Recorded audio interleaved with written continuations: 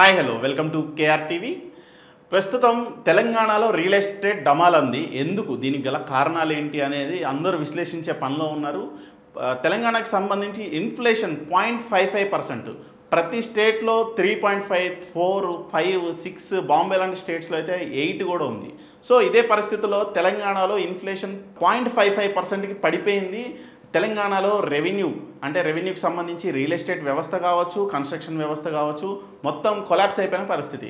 వీటన్నిటికీ కారణం హైడ్రానే చేస్తుంది. హైడ్రా వల్లనే రియల్ ఎస్టేట్ పడిపోయింది అని రియల్ ఎస్టేట్ ఏజెంట్లు ఎంత మాట్లాడినా ఇక్కడ దానివల్ల కాదు. గత కొన్నేళ్లగా real estate frauds, real estate cheaters ఎప్పుడైతే మార్కెట్లోకి ఎంటర్ అయ్యారో, ఎప్పుడైతే ట్రెడిషనల్ రియల్టర్స్ పోయి ఒక చీటర్స్ సంస్కృతి ఎప్పుడైతే వచ్చిందో అప్పటి నుంచి మొత్తం తెలంగాణలో ఉన్న రియల్ ఎస్టేట్ అయితే డమాల్ అయిపోయింది. ఇక్కడ సంధ్యా శ్రీధర్రావుకి అంత సీన్ ఉందా? సంధ్యా శ్రీధర్రావు అసలు ఆస్తి ఎంత? సంధ్యా శ్రీధర్రావుకి సంబంధించిన వ్యవహారం ఏంటి అని చూసుకుంటే, సంధ్యా శ్రీధర్రావుకి సంబంధించి కొన్ని లక్షల కోట్ల రూపాయల ల్యాండ్ మాఫియా చేశాడు ఈయన. సో ఈయన పుట్టుక మోసంతోనే మొదలైంది. ఈ రోజుకి మోసాలు, బెదిరింపులు, ప్రభుత్వాన్ని మేనేజ్ చేయడాలు, తన్నులు తిండాలు, పరువు పోగొట్టుకోవడాలు, చెప్పు దెబ్బలు తిండాలు, బెదిరింపులు, ఇవే జరుగుతుంది సంధ్యా శ్రీధర్ బాబు విషయంలో.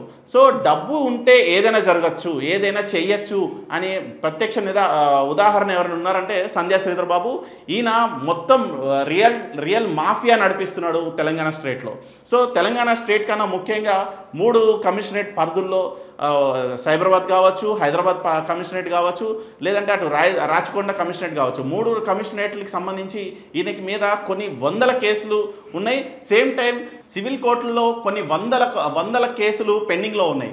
మా ఆస్తి కబ్జా చేశాడు, మా భూమి కబ్జా చేశాడు, మా ల్యాండ్ లిటిగేషన్ చేశాడు, నాకు ఆస్తి అమ్ముతా అని చెప్పి డబ్బులు తీసుకున్నాడు, నాకు ప్రాపర్టీ అమ్ముతా అని డబ్బులు తీసుకున్నాడు అని చెప్పి కొన్ని వందల కేసులు ఉన్నాయి. అయినా కూడా ప్రభుత్వాలు పట్టించుకోని పరిస్థితి. గత ప్రభుత్వంలో 8 ఏళ్ళు 7 ఏళ్ల పాటు యథేచ్ఛగా రియల్ ఎస్టేట్ పేరుతో మోసాలకు పాల్పడిన సంధ్యా శ్రీధర్రావు ఇప్పుడు కాంగ్రెస్ ప్రభుత్వం రాగానే, అంటే గత ప్రభుత్వంలో బీఆర్ఎస్ పార్టీతో చెడింది.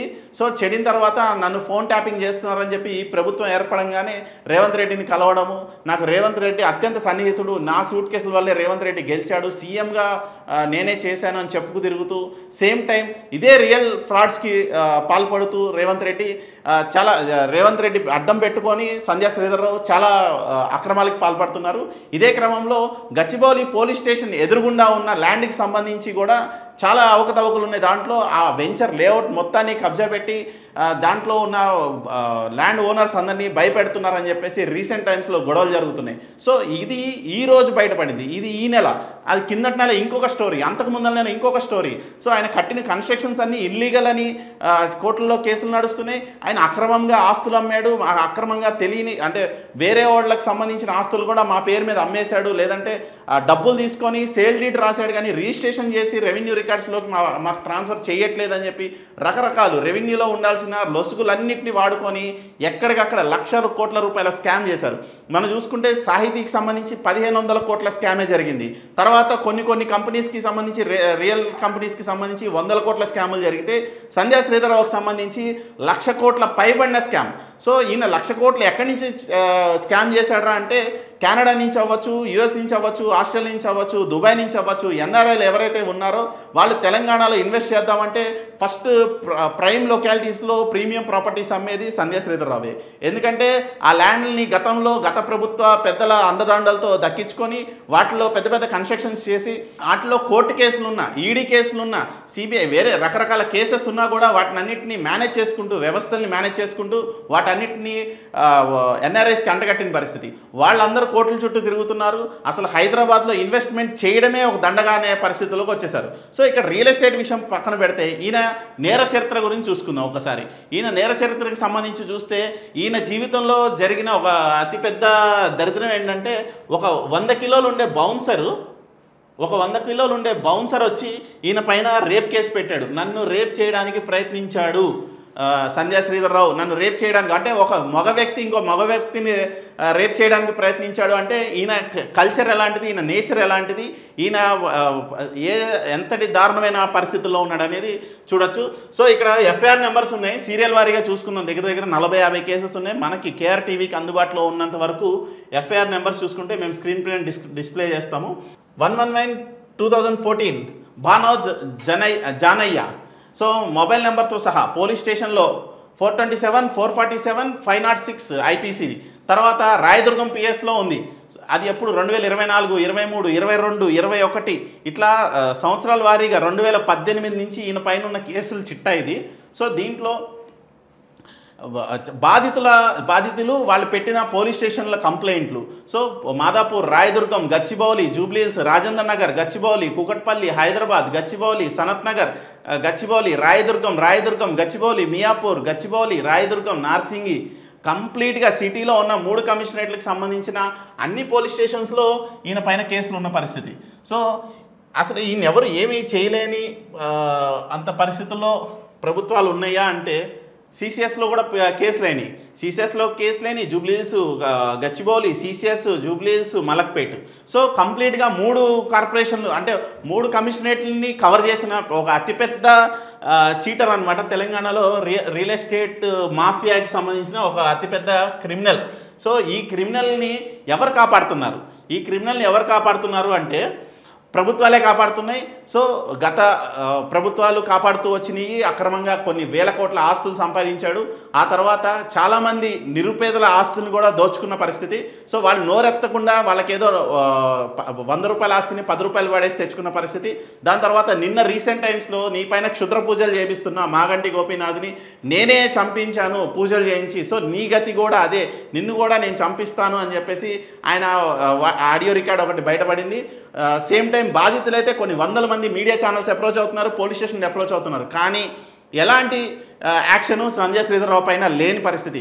ఎందుకు అంటే ఆయన ప్రభుత్వాల అండదండలు ఉన్నాయి, రేవంత్ రెడ్డి అండదండలు ఉన్నాయి. ఈయన గతంలో చాలామంది పెద్ద వాళ్ళని, చిరంజీవి రెండో కూతురికి రోడ్ నెంబర్ 36లో ఒక ఇల్లు కొందామని చెప్పి 50 కోట్ల రూపాయలు ఈయనకి ట్రాన్స్ఫర్ చేస్తే ఈయన దగ్గర 8 నెలల పాటు ఆ ప్రాపర్టీని ఆయనకి అమ్మకుండా, నందగిరి హిల్స్లో అమ్మకుండా నానా టార్చర్ చేసిన పరిస్థితి. అప్పుడు కూడా ప్రభుత్వాల ఇన్ఫ్లుయెన్స్తో చిరంజీవి ఆ ప్రాపర్టీని దక్కించుకున్నారని చెప్పి ఒక టాక్ ఉంది. ఎందుకంటే పెద్దోళ్ళు బయటపడరు కాబట్టి ఇవన్నీ బయటికి రాలేదు. సో మనం ఎంక్వైరీ చేసి ఇన్వెస్టిగేట్ చేస్తే కొన్ని విషయాలు అయితే బయటకు వచ్చినాయి. దాని తర్వాత అమితాబ్ బచ్చన్కి సంబంధించిన వియ్యంకుడు కేసులో కూడా ఈయన తీహార్ జైల్లో దగ్గర 55 రోజుల పాటు తీహార్ జైల్లో ఉన్నారు. టీవీ5కి సంబంధించి సాంబశివరావు గారికి సంబంధించిన ఇష్యూలో కూడా ఆయనను బ్లాక్మెయిల్ చేసి బెదిరించి ఆయన ఇబ్బంది పెట్టిన పరిస్థితి. సో ఇట్లా ఈయన హిస్టరీ చూసుకుంటే గత 3 ఏళ్ల నుంచి కంప్లీట్ క్రైమ్ హిస్టరీ. దాంతోపాటు నాపైనే ఫోన్ ట్యాపింగ్ చేశారు, నన్నే బెదిరించారని చెప్పి ఈయన ఉల్టా వెళ్ళి జూబ్లీస్ పిఎస్లో సిట్కి విచారణకి తిరుగుతాడు ఈయన. సో ఇలాంటి పరిస్థితుల్లో ఈయన పైన రౌడీ షీట్ ఎందుకు ఓపెన్ చేయట్లేదు, ఈయన ఆస్తుల్ని ఎందుకు ఈడీ కానీ సిబిఐ కానీ అటాచ్ చేయట్లేదు, ఈయన ఆస్తులన్నింటినీ అటాచ్ చేయడానికి ఎక్కడ ఎవరు ఆపుతున్నారు, సెంట్రల్లో ఎవరు ఆపుతున్నారు, స్టేట్లో ఎవరు ఆపుతున్నారు. ఈయన ఎంత యథేచ్ఛగా ఇంకా వ్యాపారాలు చేస్తున్నాడు, ఈ రోజుకి కూడా స్టిల్ నో వ్యాపారాలు చేస్తున్నాడు, బెదిరిస్తున్నాడు, భయపెట్టిస్తున్నాడు. అంటే సొసైటీలో ఈయన వెనకాల ఉన్న బ్యాక్ బోన్ ఎవరు? రేవంత్ రెడ్డి పేరు చెప్పే స్ట్రైట్ అవే చేస్తున్నాడు కాబట్టి రేవంత్ రెడ్డికి ఇందులో హస్తం ఉందా, వీటిలో వాటాలు ఉన్నాయా, ఈయన ప్రాపర్టీకి సంబంధించిన వాటాలు ఉన్నాయా? గతంలో కూడా గత ప్రభుత్వంలో ఈయనని కిడ్నాప్ చేసి తీసుకెళ్లి రిజిస్ట్రేషన్ ఆఫీసులో వేలిముద్రలు వేయించుకొని ప్రాపర్టీలు రాయించుకున్నారు అని స్పెక్యులేషన్ కూడా జరిగింది. అలా కూడా చాలా ప్రాపర్టీస్ ఈయన నష్టపోయారు. ఎందుకంటే ఈయన చాలామంది ప్రాపర్టీని కబ్జా చేసిన క్రమంలో ప్రభుత్వ అండదండలతోనే చేశారు. సో ప్రభుత్వం కూడా ఈయన ఎదురు తిరిగేసరికి కొంత ఇతని పైన కంట్రోల్ చేసి ఇతన్ని తొక్కిపెట్టి ఇతని ఆస్తులను కూడా వెనక్కి లాక్కుంది గత ప్రభుత్వం. గత పార్టీ బీఆర్ఎస్ పార్టీ వాళ్ళ అధికారంలో ఉన్నారు కాబట్టి ఇప్పుడున్న కాంగ్రెస్ గవర్నమెంట్కి కూడా రేవంత్ రెడ్డికి నేను ముడుపులు ఇస్తున్నాను, మొన్నే 25 కోట్లు ఇచ్చాను, 50 కోట్లు ఇచ్చానని చెప్పుకుని తిరుగుతున్న పరిస్థితి. ఇప్పుడు క్షుద్రపూజలు చేపిస్తున్నా అంటాడు, ఈయనే క్షుద్రపూజలు చేపిస్తాడు, ఈయనే మొగోళ్ళ పైన రేప్ అటెంప్ట్ చేస్తాడు, ఈయనే భూములు కబ్జా చేస్తాడు.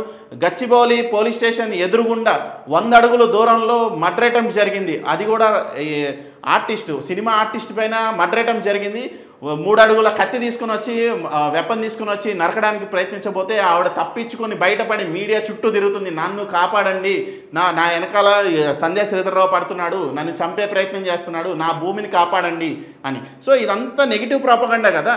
ఎక్కడ భూమికి రక్షణ ఉంది, ఎందుకు కొనుక్కోవాలి ఎన్ఆర్ఐలు కానీ ఇక్కడ తెలంగాణలో ఉన్న ఎవరైనా సరే ఎందుకు భూమి పైన ఇన్వెస్ట్ చేయాలి, తెలంగాణ రెవెన్యూ ఎటుపోతే మాకెందుకు, మా డబ్బు మా జేబులో ఉంటుంది అనే పరిస్థితుల్లో తెలంగాణ ప్రజానికం ఉంటే ఒక ఫ్లాట్ కొనాలన్నా ఒక స్థలం కొనాలన్నా ఇలాంటి ఫ్రాడ్స్ని చీటర్స్ని ఎంకరేజ్ చేస్తున్న తెలంగాణ ముఖ్యమంత్రి అవ్వచ్చు, లేదంటే మిగతా మంత్రులు అవ్వచ్చు, మరి ఎంకరేజ్ చేస్తున్నారు. నేను వాళ్ళ బలంతోనే వాళ్ళ అండదండలతోనే నేను ఇంత చేస్తున్నా అని చెప్పి శ్రీధర్రావు చెప్తున్నారు. కాబట్టి సేమ్ టైం ఎందుకు ఈయన పైన ఎఫ్ఐఆర్ చేయరు, ఎందుకు ఈయన పైన ఛార్జ్ షీట్లు పెట్టరు, ఎందుకు ఈయన పైన రౌడీ షీట్ ఓపెన్ చేయరు, తీసుకెళ్లి లోపల ఎందుకు వేయరు అని చెప్పేసి 3 కమిషనరేట్లను అడుగుతున్నాయి. ఎందుకంటే 3 కమిషనరేట్లో ఈయన పైన కేసులు నమోదై ఉన్నాయి. సో ఇవి కాకుండా సివిల్ డిస్ప్యూట్లు చాలా ఉన్నాయి. వీటిపైన ఈడీ ఎంక్వైరీ ఎందుకు చేయరు, సిసిఎస్కి ఈయన ప్రాపర్టీస్ అని అటాచ్ ఎందుకు చేయరు, వాటిని అమ్మకుండా ఎందుకు చర్యలు తీసుకోరు, ఎక్కడికక్కడ డిస్ప్యూట్లు తేల్చే ప్రయత్నం ఎందుకు ప్రభుత్వాలు తీసుకోవట్లేదు. ఇలాంటి 420లు ఇలాంటి చీటర్స్ వల్ల, ఇలాంటి ఫ్రాడ్స్ వల్ల తెలంగాణ రియల్ ఎస్టేట్ డమాల్ అంటుంది. దీనికి నింద ఎవరి మీద వేస్తున్నారా అంటే రంగనాథ్ గారు లాంటి వాళ్ళపైన. ఎందుకంటే హైడ్రా పేరుతో ఆయన ఏదో కూల్చేశాడు, అందుకనే వీళ్ళు కొండ మానేశారు అంటున్నారు. ఆయన కూల్చిందేమో చెరువుల పక్కన, సిటీలో ఇంకా చెరువులే తప్ప భూమి లేదా. మిగతా ఉన్న భూములన్నింటినీ ఇట్లాంటి కబ్జాకోరులు కాజేస్తే ఈ కబ్జాకోరుల పైన ప్రభుత్వాలు దయ చూపించి వీళ్ళని కాపాడుకుంటూ వస్తుంటే ఏ రకంగా తెలంగాణలో రియల్ ఎస్టేట్ డెవలప్ అవుతుంది, ఏ రకంగా తెలంగాణ డెవలప్ అవుతుంది? తెలంగాణ రెవెన్యూ మొత్తం పడిపోయిందంటే ఇలాంటి చీటర్స్ 420సే.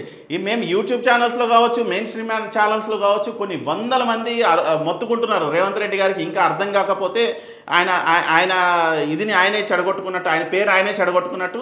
సో స్ట్రైట్ అవే సంధ్యా శ్రీధర్రావు రేవంత్ రెడ్డి గారి పేరు చెప్పే నేను ముడుపులు ఇచ్చాను, 100 కోట్ల రూపాయలు ముడుపులు ఇచ్చానని చెప్పుకొని తిరుగుతున్నారు. కాబట్టి దీనిపైన వీళ్ళే సుమోటుగా యాక్షన్ తీసుకోవాలి, లేదంటే ఉన్న ఎఫ్ఐఆర్లు బేస్ చేసుకునైనా సరే ఆయన పైన రౌడీ షీట్ ఓపెన్ చేసి ఒక 3-4 సంవత్సరాలు సిటీ నుంచి బహిష్కరిస్తారో లేదంటే అరెస్ట్ చేస్తారో చేయాలి. చిన్న చిన్న యూట్యూబ్ ఛానల్స్లో ఫైట్ చేసే యూట్యూబర్స్ మీద ఉన్న కోపం ఇంత పెద్ద financial frauds, real estate frauds, కబ్జాకోర్ల పైన లేదంటే బెదిరింపులకు పాల్పడే గూండాల పైన, ఇంత పెద్ద మాఫియా పైన ఎందుకు ప్రభుత్వాలు చర్యలు తీసుకోవు? కమిషనర్లు పెద్ద పెద్ద మాటలు చెప్తారు, పోలీస్ కమిషనర్లు, డీసీపీలు కావచ్చు, పోలీస్ స్టేషన్కి వెళ్తే చిన్న దొంగతనం పిట్టి కేసు చేసిన ఒక దొంగలా చూస్తారు. మరి వీడు ఇన్ని కోట్ల స్కాములు చేస్తుంటే, ఇంతమందిని ఇబ్బంది పెడుతుంటే, గచ్చిబౌలి పోలీస్ స్టేషన్ ఎదురుగుండా నడి రోడ్డు పైన హత్యా ప్రయత్నం చేస్తే వాడిపైన ఎఫ్ఐఆర్ బుక్ చేయడానికి ఎందుకు జంకింది ప్రభుత్వం కావచ్చు, పోలీసు యంత్రాంగం కావచ్చు?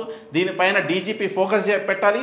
వీటిపైన ఖచ్చితంగా కేసు బుక్ చేసి ఇమీడియట్గా రౌడీ షీట్ ఓపెన్ చేయాలి. ఈడీ లాంటి ఆర్థిక నేరాలు పాల్పడుతున్న వీళ్ళ లాంటి వాళ్ళపైన ఈడీ కూడా దృష్టి పెట్టాలి. సిబిఐ కేసులు లాంటివి కూడా వీళ్ళపైన వేస్తే తప్ప తెలంగాణలోని ఎవరైతే భూమి కాపాడుకోవాలి, భూమి నేను ఒక స్థలం కొనుక్కోవాలి, ఇల్లు కట్టుకునే వాళ్ళు అనే వాళ్ళకి కొంచెం ధైర్యంగా ఉండాలి అంటే ఇలాంటి వాళ్ళపైన చర్యలు తీసుకోవాలి. Thank you.